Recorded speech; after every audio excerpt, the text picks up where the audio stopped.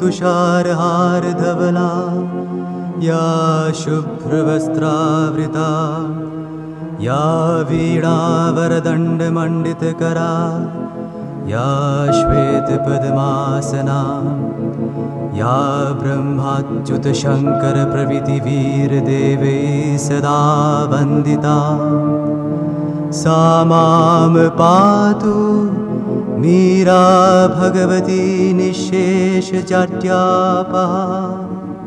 ॐ सर्वगणे सर्ववरदे सर्वदुष्टभयङ्करी सर्वदुःखहरे देवी महामीरा नमोऽस्तुते।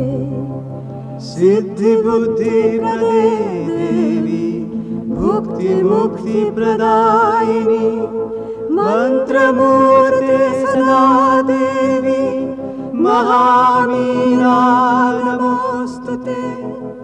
आद्यन्तरहिते देवी आद्यशक्ते महेश्वरी योगदे योगसम्भुते महामीरा नमोऽस्तुते महामीरा नमोऽस्तुते।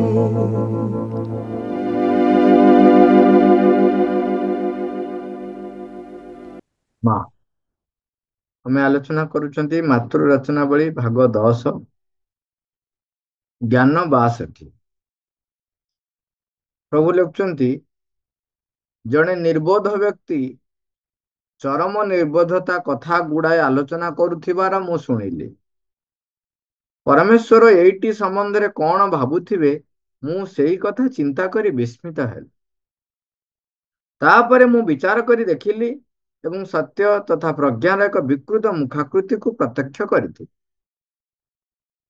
जड़े निर्बोध व्यक्ति चरम निर्बोधता कथा गुड़े आलोचना करुथिबार मु शुणिली। परमेश्वर एइटी संबंध में कौन भाबुथिबे मु सेही कथा चिंता करी विस्मित हेली। तापर मु विचार करी देखिली एवं सत्य तथा प्रज्ञार एक विकृत मुखाकृति को प्रत्यक्ष करी।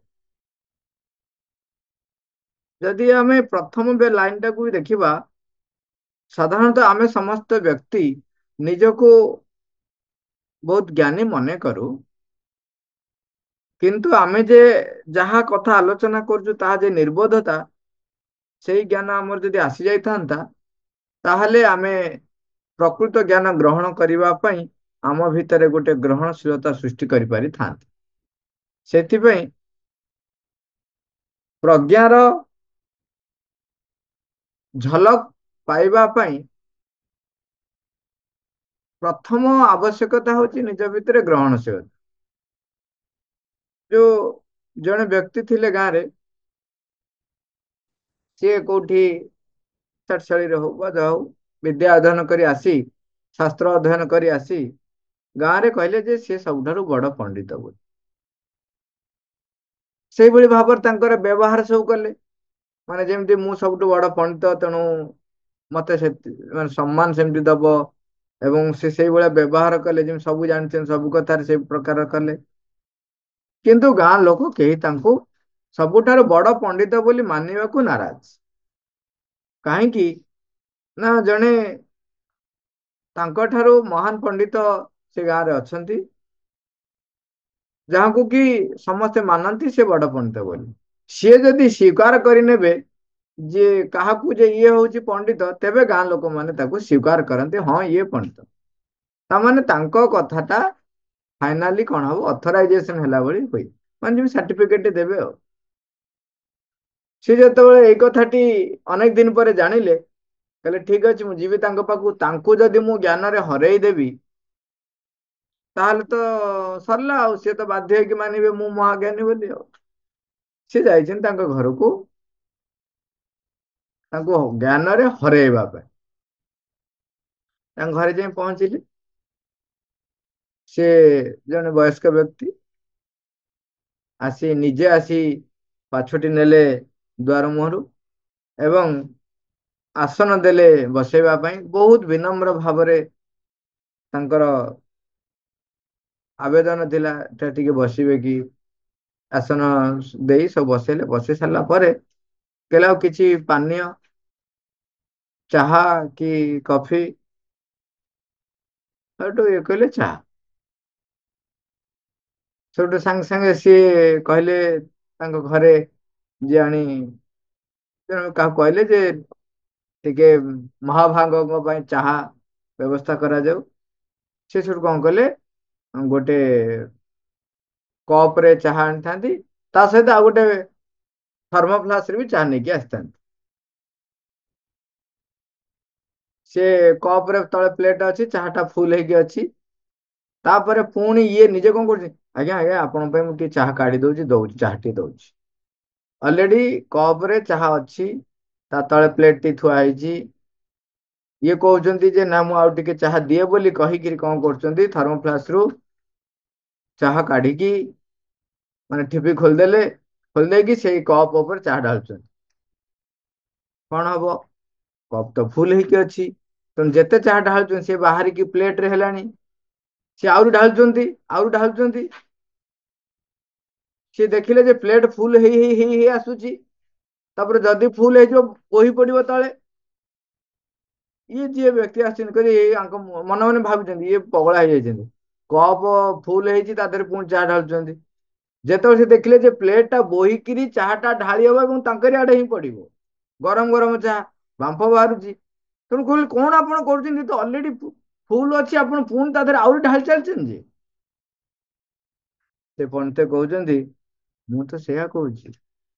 ଯେତେବେଳେ ପାତ୍ରଟି ପୂର୍ଣ୍ଣ ରହିଛି ସେତେବେଳେ ଆଉ କଣ ତା ଦେହରେ ମୁଁ ଢାଳି ପାରିବି। ଇଏ ବୁଝିଗଲେ, ସେ ଯୋଉ ଆସ୍ଫାଳନ କରୁଥିଲେ ଯେ ମୁଁ ମହାଜ୍ଞାନୀ, ତାମାନେ ମୁଁ ନିଜେ କଣ କରୁଛି, ନିଜର ଢାଙ୍କୁଣୀ ଟାକୁ ବନ୍ଦ କରିଦେଲି ଯେ ହଁ ମୁଁ ହେଇଗଲାଣି। ସେତେବେଳେ ଆଉ କଣ ଜ୍ଞାନ କୋଉଠୁ ଅଛି। ସେ କୋଉଠି ଆଉ ଆଉ ସେ ସ୍ଵୀକାର କରିବାକୁ ରାଜି ନାହିଁ ଯେ ଆହୁରି ଜ୍ଞାନ ଅଛି। ତେବେ ସିଏ ତ ସରିଗଲା। କିନ୍ତୁ ଅଲରେଡି ତ ଥର୍ମୋଫ୍ଲାସରେ ଚାହା ଅଛି। କପ ଭାବୁଛି କଣ ଯେ ମୁଁ ଚାହା ମୁଁ ଯେତିକି ଫୁଲ ହେଇଗଲି ମାନେ ସରିଗଲା। ଏତିକି ହିଁ ଚାହା ସଂସାରରେ ଅଛି, ଆଉ ଚାହା ନାହିଁ କାହିଁକିନା ମୋ ଭିତରେ ଫୁଲ ହେଇଯାଇଛି ନା। କିନ୍ତୁ ଥର୍ମୋଫ୍ଲାସରେ ଚାହା ଅଛି। ଦିଟା କଥା ହେଲା ଯେ ସଂସାରରେ ଆହୁରି କେତେ ଜ୍ଞାନ ଅଛି ସେ ବିଷୟରେ ମୁଁ କଣ କଲି, ବାଟ ବନ୍ଦ କରିଦେଲି। ଏବଂ ଯେତେବେଳେ ମୁଁ ଭାବିଦେଲି ଯେ ମୋ ଭିତରେ ଜ୍ଞାନ, ପୂର୍ଣ୍ଣ ଜ୍ଞାନ ମୁଁ ହାସଲ କରି ସାରିଛି, ତେବେ ମୋର ଗ୍ରହଣଶୀଳତା କମିଗଲା। ତେଣୁ ସବୁ କିଛି ସେଇଠି ଠପ୍ ହେଇଗଲା। ତେଣୁ ଆମେ ଯୋଉ ଅନେକ ସମୟରେ ଅନେକ ଆଲୋଚନା କରୁ ଯୋଉଟା କି ଚରମ ନିର୍ବୋଧତାର ହିଁ ପରିଚୟ ଦେଇଥାଏ। ତା ସହିତ ଆଉ ଗୋଟେ କଥା କହୁଛନ୍ତି ଯେ ପରମେଶ୍ଵର ଏଇଠି ସମୟରେ କଣ ଭାବୁଥିବେ, ମୁଁ ସେଇ କଥା ଚିନ୍ତା କରି ବିସ୍ମିତ ହେଲି। ଗୋଟେ ଥର ଘଟଣା, ଏମିତି କିଛି ଜଣ ବସି କଥା ହଉଥାନ୍ତି, ମୁଁ ସେଇଠି ବସିଥାଏ। ସିଏ ସେ ପୁରା ବିଜ୍ଞ ଭଳିଆ ଜଣେ ବ୍ୟକ୍ତି ବର୍ଣ୍ଣନା କରୁଥାନ୍ତି ଯେ ୟୁଟ୍ୟୁବ ରେ ସେ ଯୋଉ ଭିଡିଓ କରୁଛନ୍ତି ଖାଲି ଫଟୋଟା ପଡିଛି ତା ଦେହରେ ଝିଲିର ହେଇଛି। ଏମିତି ସେ ତାକୁ ନେଇକି ସେ ବନାଉଛି କାହିଁକି ଏମିତି କରିଛି ଜାଣିଛ, ଏଇଆ ହେଇଛି ସେଇଆ ହେଇଛି। ସେ ଏତେ ସୁନ୍ଦର ଭାବରେ ବର୍ଣ୍ଣନା କରୁଛନ୍ତି ଯେମିତି ସବୁ କିଛି ଜାଣିଛନ୍ତି। ମୁଁ ମାନେ ଆକ୍ଚୁଆଲି ସେ ଯାହା କହୁଛନ୍ତି ସେଗୁଡା କିଛି କିଛି ବି ନୁହଁ। ସେଠି ଆମେ କିଛି କିଛି ଜାଣିଛୁ। ଯେତିକି ଜାଣିଛୁ ସେ ତାର ସେଟା ବି ଭୁଲ କହୁଛି, ମୁଁ ଟିକେ ହସ ଲାଗେ। କିନ୍ତୁ ପ୍ରକାଶ କରିବା ଆବଶ୍ୟକ ନାହିଁ, କାହିଁକି ପ୍ରକାଶ କରୁଛି ତାର କହୁଛି କହୁଛି। ଆଉ ଜଣେ ଥରେ କହୁଥାନ୍ତି ଫିଲ୍ମରେ ଦେଖିଥିବେ ହିରୋ ହିରୋଇନ ଗୀତ ଗାଉଛନ୍ତି। ସିଏ ସେଠି ଅନ୍ୟମାନେ ଯୋଉ ବସିଛନ୍ତି ତାଙ୍କୁ ତାଙ୍କ ଭିତରେ ଯିଏ ସବୁଠାରୁ ଜ୍ଞାନୀ ସେ ତାଙ୍କୁ କହୁଛନ୍ତି ଏଇ ଦେଖ ଦେଖେ ସେ ହିରୋଇନ କିଏ ଥିଲେ ତ ମନେ ନାହିଁ, ଗୋବିନ୍ଦା ଥିଲେ ହିରୋ। ହିରୋଇନ ଗୀତଟା ଗାଉଛନ୍ତି ମାନେ ଲେଡିଜ ଭଏସ ରେ, ତାପରେ ଗୋବିନ୍ଦା ଗାଉଛନ୍ତି। ସେ କହୁଛନ୍ତି ଦେଖ ଗୋବିନ୍ଦା ଗୀତ ମନେ ରଖିନି ଭୁଲି ଯାଇଛି, ଇଏ ଗାଇ ସାରିଲା ପରେ ତାଠୁ ଶୁଣିକି ଗାଉଛି। ସେଠି ମତେ ବି ହସ ଲାଗିଲା। ପ୍ରକୃତ କଥା ହଉଛି ନା ସେ ହିରୋଇନ ଗାଉଛି ନା ଗୋବିନ୍ଦା ଗାଉଛି, କେହି ଗାଉନାହାନ୍ତି ଗୀତ। ଗୀତ ଅଲରେଡି ଆଉ କିଏ ଗାଇଛି, ଏମାନେ ଆକ୍ଟିଂ କରୁଛନ୍ତି। କିନ୍ତୁ ଇଏ ସେଠି ବିଜ୍ଞ ବ୍ୟକ୍ତି ବର୍ଣ୍ଣନା କରୁଛନ୍ତି ଯେ ଦେଖ ଗୋବିନ୍ଦା ଭୁଲି ଯାଇଛି ଗୀତଟା, ଆଉ ହିରୋଇନ ଠାରୁ ହିରୋଇନ ଗାଇ ସାରିଲା ପରେ ତାକୁ ଶୁଣିକି ଖାଲି କଣ ମେଲ ଭଏସ ରେ ଗାଉଛି ଆଉ। ସେ ଯାଉଁगी କହିଲେ ଇଏ ଯାଉଁଗା କହୁଛି ଆଉ।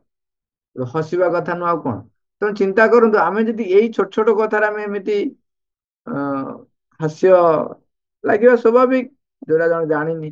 ତେଣୁ ଭଗବାନ ଯିଏ ଉପରେ ବସିଥିବେ, ଆମେ ଯୋଉ ବର୍ତ୍ତମାନ ବି ଯୋଉ ଆମେ ଆଲୋଚନା କରୁଛେ ଗୋଟେ ଜ୍ଞାନୀ ଭଳିଆ, ତାକୁ ଦେଖି ଭଗବାନ ହସୁଥିବେ, କହିବେ କଣ ଇଏ କଥା ଆଲୋଚନା କରୁଛନ୍ତି ସବୁ। ତାପରେ ମୁଁ ବିଚାର କରି ଦେଖିଲି ଏବଂ ସତ୍ୟ ତଥା ପ୍ରଜ୍ଞାର ଏକ ବିକୃତ ମୁଖାକୃତିକୁ ପ୍ରତ୍ୟକ୍ଷ କରିଥିଲି।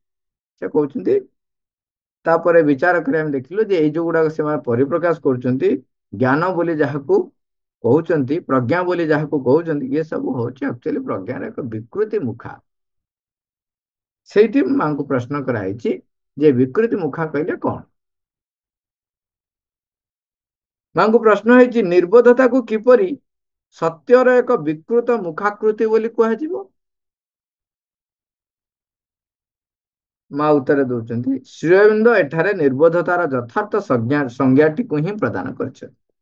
ଆମେ ପିନ୍ଧିଥିବା ମୁଖ ଆମର ମୁହଁଟିକୁ ଘୋଡାଇ ରଖିଥାଏ, ଯାହାକୁ ଘୋଡାଇ ରଖେ ତାହାକୁ ଅଦୃଶ୍ୟ କରି ରଖିଥାଏ। ଆମେ ଯଦି ମୁଖାଟିଏ ପିନ୍ଧିଛନ୍ତି, ସେ ଆମ ମୁହଁକୁ ଘୋଡେଇ ଦବ, ଆମର ଯୋଉ ନିଜସ୍ୱ ରୂପଟି ଯୋଉଟା ରହିଛି ତାକୁ ସେ ଘୋଡେଇ ଦେଲା।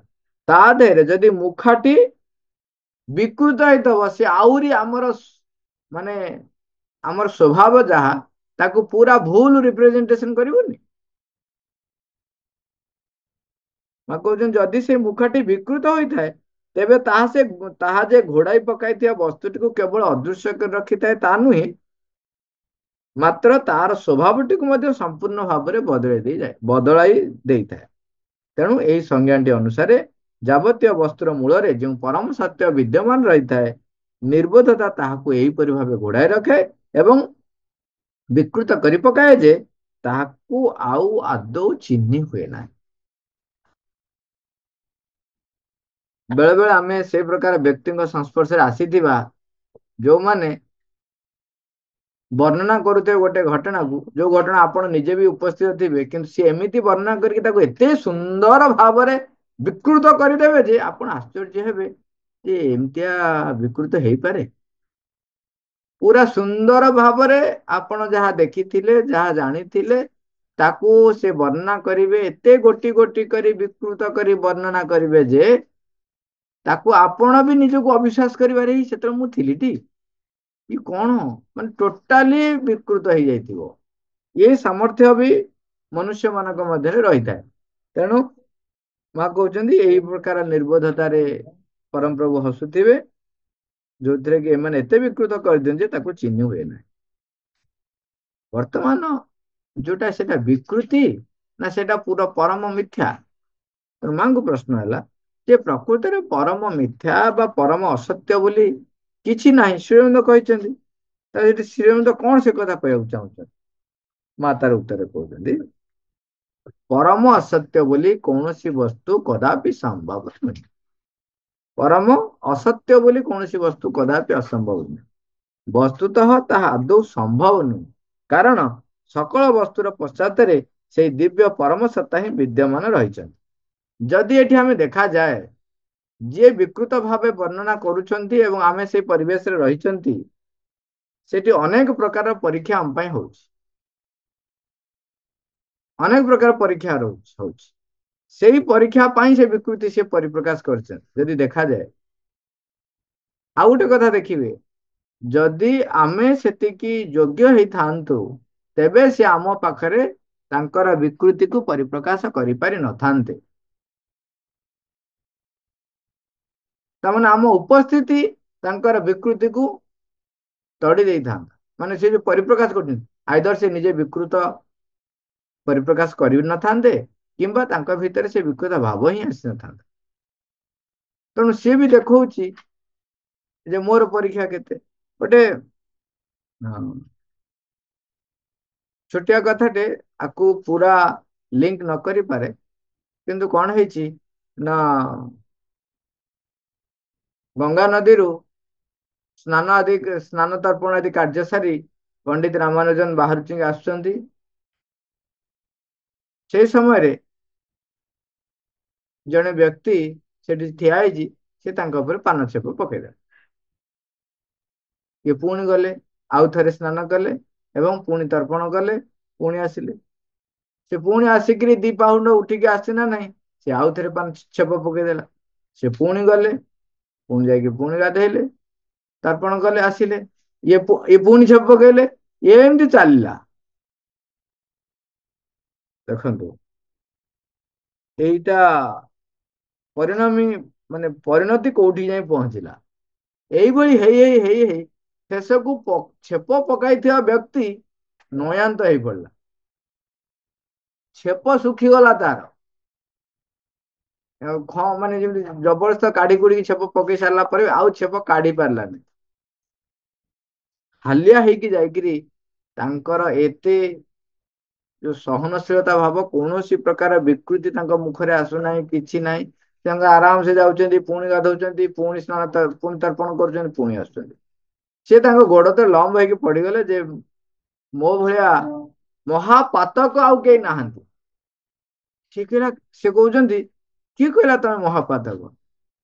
ଆରେ ମୋର ଆଜି କି ସୌଭାଗ୍ୟ, ତୁମର ସାହାଯ୍ୟରୁ ହିଁ, ତୁମର ଅନୁକମ୍ପାରୁ ହିଁ, ତୁମରି କୃପାରୁ ହିଁ ଆଜି ଗଙ୍ଗା ମାତାଙ୍କ ପାଖରେ ମତେ ଏତେ ଥର ବୁଡ ମିଳିବାର ସୁଯୋଗ ମିଳିଲା ଏବଂ କେତେ ପୁଣ୍ୟ ମୁଁ ଅର୍ଜନ କଲି। ତମେ କାହିଁକି ମହାଭାଗ ହବ? ତମେ ମାନେ ମତେ ଯିଏ ଏତେ ପୁଣ୍ୟ ଦେଲେ, ତେଣୁ ସିଏ କେତେ ପୁଣ୍ୟକାରୀ।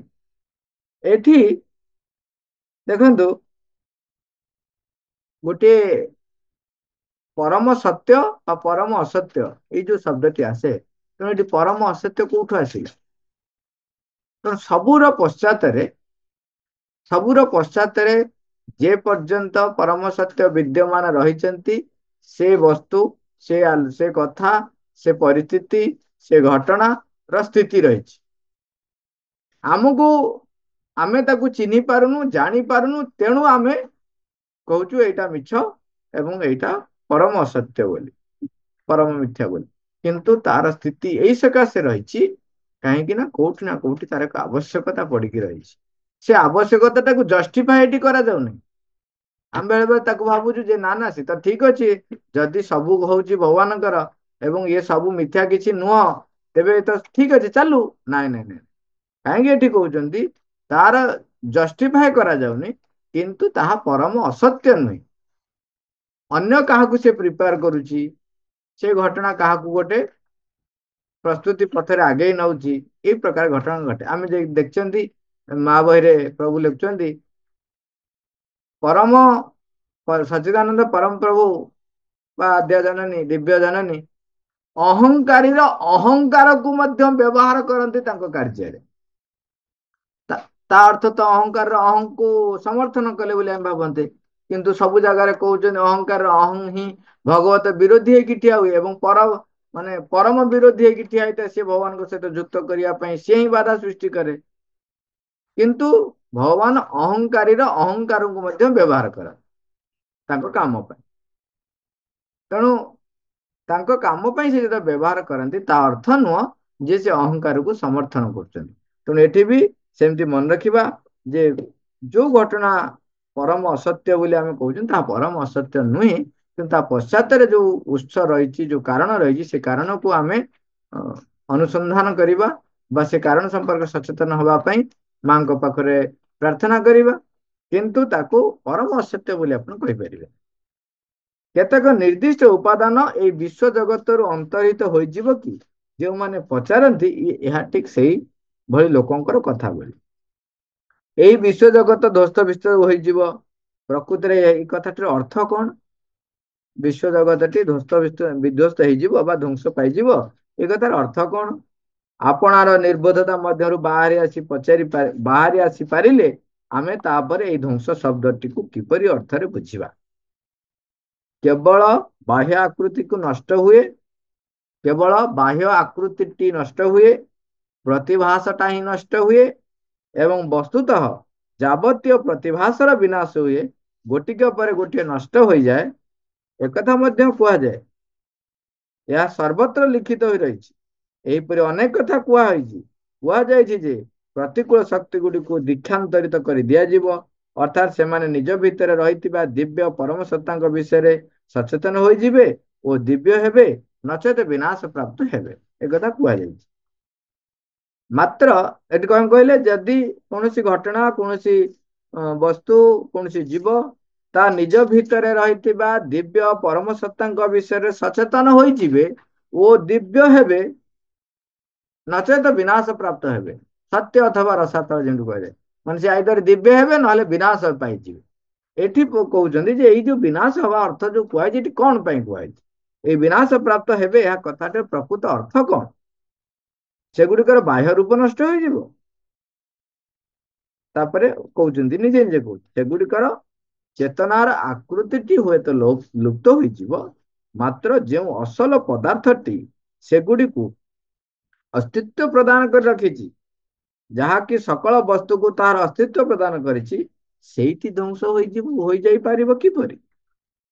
ଏହି ବିଶ୍ୱ ଜଗତ ହେଉଛି ଏକ ମୂର୍ତ୍ତିକୃତ ପରିପ୍ରକାଶ, ଶାଶ୍ୱତ କାଳରୁ ଅବସ୍ଥିତ ରହିଥିବା ସେହି ପରମ ତତ୍ଙ୍କର ହିଁ ଏକ ମୂର୍ତ୍ତ ଆତ୍ମ ଆବିଷ୍କାର। ତେବେ ସେ ପରମ ସମଗ୍ରର ବିଲୋପ ହୋଇଯିବ କିପରି? ଅର୍ଥାତ୍ ସେ ଅନନ୍ତ ଏବଂ ଚିରନ୍ତନ ସମଗ୍ର, ଯାହାର କି କୌଣସି ପ୍ରକାରର କୌଣସି ଅନ୍ତ ନାହିଁ, ତାହାକୁ ଛାଡି ଆଉ କୌଣସି ବସ୍ତୁ କିପରି ବାହାରକୁ ଯାଇପାରିବ? କେଉଁଠାକୁ ଯିବା ପାଇଁ ଆଉ ସ୍ଥାନ ବା କେଉଁଠାରେ ରହିବ? ଏଠୁ ବାହାରିକି ଯିବ କୋଉଠି? ଯୋଉଠିକି ଯିବ ତ ଭଗବାନଙ୍କ ସୃଷ୍ଟି ନା। ପ୍ରକୃତରେ କେଉଁଠାକୁ ଯିବ? କେବଳ ସେହି ପରମ ତତ୍ଙ୍କ ବ୍ୟତୀତ ଆଉ ତ କେଉଁଠି କିଛି ହେଲେ ନାହିଁ। ଯଦି ତାଙ୍କୁ ଛାଡିକି ଆଉ କିଛି ନାହିଁ, ଜଣେ ଯାଇ କୋଉଠିକି ଯିବ? ତେଣୁ ଏ ଯୋଉ ବିନାଶ ପ୍ରାପ୍ତ କୁହାହଉଛି, ଏ ଯୋଉ ଧ୍ୱଂସ କଥା କୁହାହଉଛି, ଏଇଟା ପ୍ରକୃତରେ କଣ?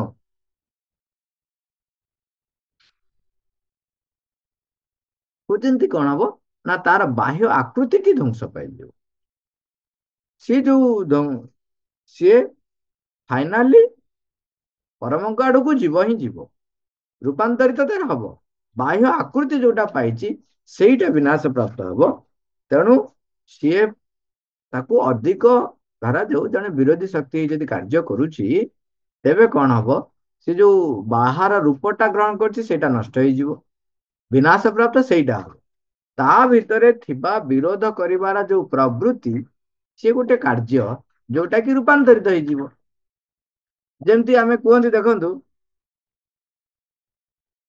ଜିଦ୍ଦି। ଜିଦ୍ଦିଟା ଗୋଟେ ଭଲ ଗୁଣ ନା ଖରାପ ଗୁଣ? ଜିଦ୍ଦି ହେଉଛି, ତାକୁ ଆମେ ଯେତେବେଳେ ଦେଖୁଛନ୍ତି କୌଣସି କାର୍ଯ୍ୟ ଆମକୁ ଅଗ୍ରଗତି କରିବାରେ ସାହାଯ୍ୟ କରୁଛି, ସେତେବେଳେ ଆମେ ତାକୁ କହୁଛୁ ସେ ଅତି ନିଷ୍ଠାର ସହକାରେ କାର୍ଯ୍ୟ କରୁଛି। ମାନେ ପୁରା ଜିଦ୍ଦି ଲଗେଇକି କାମ କରନ୍ତି।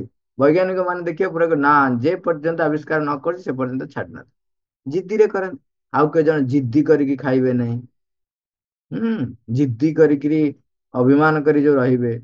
ତେଣୁ ସେଠି ଜିଦ୍ଦିକୁ ଆମେ କହୁଛୁ ଜିଦ୍ଦି ବୋଲି। ଆଉ ଯେତେବେଳେ ଜଣେ କୌଣସି କାର୍ଯ୍ୟରେ ଲାଗି ରହୁଛି, ଜିଦ୍ଦି କରି ଲାଗି ରହୁଛି, ସେତେବେଳେ ଆମେ ତାକୁ କହୁଛନ୍ତି ନିଷ୍ଠାପର ପ୍ରୟାସ। ତେଣୁ ଇଏ ଗୋଟେ ପ୍ରବୃତ୍ତି, ଯିଏ କି ବାହାର ରୂପରେ ଯେତେବେଳେ ସିଏ ରୂପ ଗ୍ରହଣ କରୁଛି, କଣ ଅଭିମାନ ରୂପ ନଉଛି, ଜିଦ୍ଦି କରିକି ଖାଇବି ନାହିଁ, ଜିଦ୍ଦି କରିକି ଭାଙ୍ଗିଦେବି, ଘର ଛାଡି ପଳେଇବି, ଯୋଉ ଜିଦ୍ଦି କରୁଛି ସେଇଟା କଣ ହବ? ସେଇଟା ବିଲୁପ୍ତ ହେଇଯିବ। ତାମାନେ ସେ ଯୋଉ ଅଭିମାନ କରିବାଟା, ସେଇଟା ବିଲୁପ୍ତ ହେଇଯିବ। ସେ ଯୋଉ ନିମ୍ନ ଗତି ଆଡକୁ ଯାଉଛି, ସେଇଟା ବିଲୁପ୍ତ ହେଇଯିବ।